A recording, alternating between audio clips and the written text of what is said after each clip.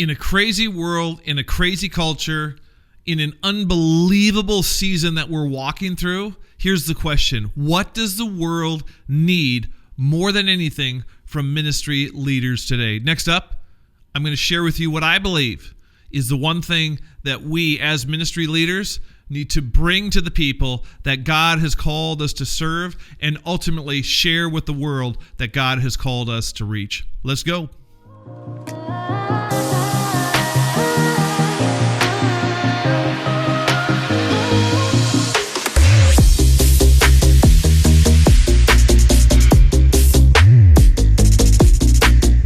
Hey, welcome to God Dream University. I am Bob Upker. This is episode 25 of GDU, and here's where we're here. We are here to help you become more ministry focused, more Great Commission focused, right? Doesn't that sound like a good thing? Go and make disciples of all nations, to kind of put a lens on so we think that way and act that way and live that way. Become ministry focused, Great Commission focused, either in the ministry that you're leading or in your life in general. And so we just want to come alongside you, encourage you to begin to live in that way, because I believe, and I say this I think in another video, that's part of the trajectory of a mature believer. So thank you for taking the time to listen to this piece of content. It's going to be short, concise, but it's going to be, boom, it's going to have a good pack to it, I think, and a very, it's a powerful principle, I believe. So I'll share that with you in a minute, but thanks for taking the time. And because you've taken the time, I want to give you something free, and it's kind of cool. It is a good, clean Christian movie list. That's what I'm calling it officially, but I don't know if that's really what's on the document.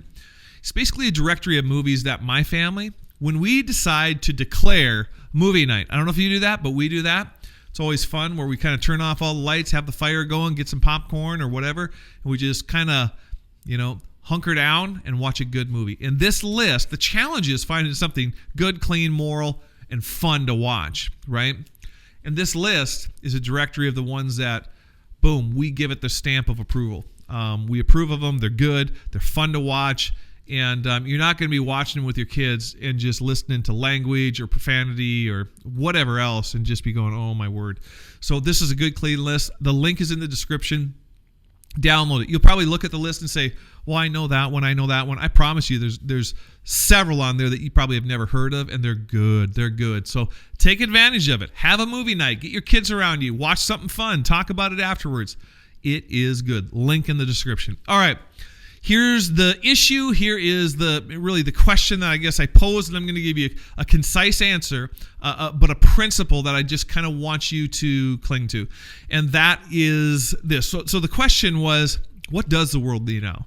What does the world need from ministry leaders today more than ever? And the answer, I believe, can somewhat be found in 1 Peter chapter 1, verse 7. Let me read this to you.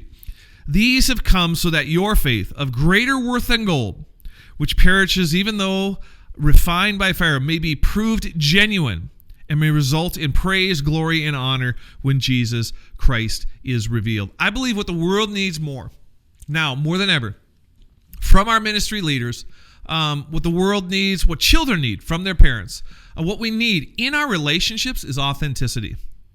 I don't think... And I think we are doing the faith a disservice by striving to come across polished and perfect. Now, I understand that we should strive for excellence. There is nothing wrong with that. But authenticity always is going to be more engaging. Authenticity is going to be more attractive.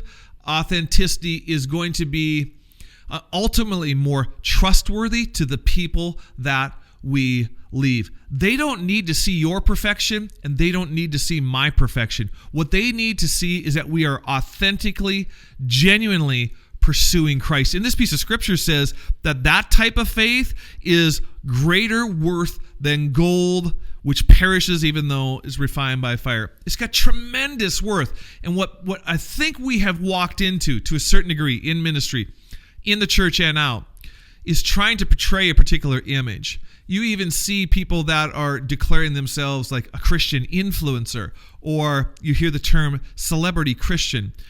And I'm just saying that that's just probably not accurate, that's not right, and that's not good. I think what God calls us to do and who he calls us to be is an authentic, imperfect, devoted disciple of his son, Jesus. In fact, to a certain degree, I believe as we serve more and more, as our ministries mature, we should see that we become less and Christ becomes more. And you even see that in Scripture, right? In John, I think it's John 3:30, it says, I must decrease so that he will increase. And we can never try and present an image, a polished, perfect image to the people that we are trying to lead, but more importantly, to the people that God has called us to serve. They want to see if we are real, and they want to see also if we are struggling with some of the same things they're struggling with. We can never, at least this is my perspective, I can never stand and try and portray perfection to the people that are in our ministry. I think I have, because of my maturity, maybe gone through some things that they are now going through, and I can help them. But I have new challenges along the way as well. And we want to authentically and at times vulnerably share those with the people that we lead. The problem is, I think we think that we can't share that information with the people in our ministry because they won't follow us. Au contraire, I believe that actually increases the engagement of the following, thus increasing the opportunity for you to be used by God to see transformation in the lives of the people that you are serving. Now, here's really the far side of what potentially can happen with this. We have seen in the last many years senior pastors kill themselves. And I think part of that, and this just saddens me so much because there are so many. I've got family, I've got really close friends that are leading churches, and it is so difficult. And I think sometimes there is a personal pressure they put on themselves, but maybe more a public pressure for them to portray themselves as having everything together.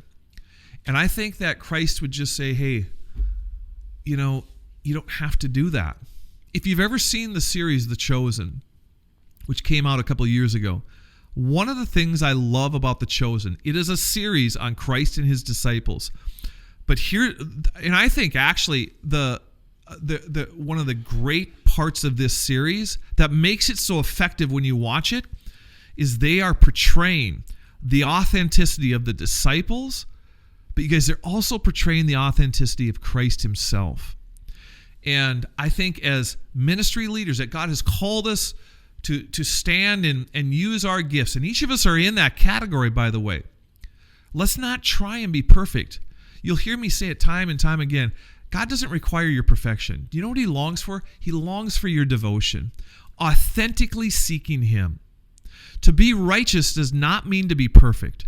To be righteous means to be committed to the one who is right, to strive to honor God in all that we do. And we have to understand that we will fall and we will stumble, but there is one who is perfect, and that is Christ himself, and he stands prepared to not shame us. He, as Scripture says, he's not there to shame you. He is there to forgive you, and we continue to get up and move forward and move ahead. So if you are a ministry leader and you're leading a ministry, or even in our relationships, let's strive. Let's take the pressure. Let's release the air out of the tire. Let's release that pressure, and let's not worry about portraying a perfect, polished, completely together person. Because you and I both know that's not it. I mean, we can have walked through challenges and are able to help other people but we continue to be a work in practice. We continue to be sanctified. And so let's take the pressure off there, and let's strive just to be authentic, just to be real, just to be genuine. And I promise you this, that if you have that, if you clothe yourself in that authenticity, you actually, the leadership position or or your leadership muscle, it will be emboldened, it will be strengthened. The irony is as we strive to portray ourselves as perfect, and we strive to come across polish, to a cynical world, it becomes less believable. And so authenticity, ironically, is a massive point of leverage in you fulfilling what God has called you to do. Isn't that ironic that we think that we have to look a particular way and come across a particular way to do the great things God has called us to do? But the reality is that it's authenticity that often ushers that in. So let's be real. Let's be genuine. Let's be authentic. At times, let's be vulnerable. And let's keep pursuing righteousness as we continue to minister to the people that God has called us to minister to. So take a self-inventory on that. Take a self-inventory on, are you trying to portray a particular image? Do you feel pressure in a way to portray perfection, or you have it all together? Are you, and if you're a pastor, man, I tell you what, pray on this. And I say that in love because I know how difficult that job is. I know because I have really close friends that walk through it on a daily basis. I have family members that go through the challenges with it. And honestly, it might be one of the most difficult jobs out there, period. And we don't need to put any more undue pressure upon people that are doing the work of the Lord like that. So just be authentic and trust this, that the God who made you, he made you just the way you are, and just the way you are is just enough. God bless. Hey, if you enjoyed this piece of content and felt like there was value in the content provided, or perhaps this information could minister and speak into the lives of other people, maybe even friends that you have, I'm going to ask for your help. Would you please subscribe to this channel so we can join hands together and lead people to become more ministry focused in their lives? Thanks so much. God bless.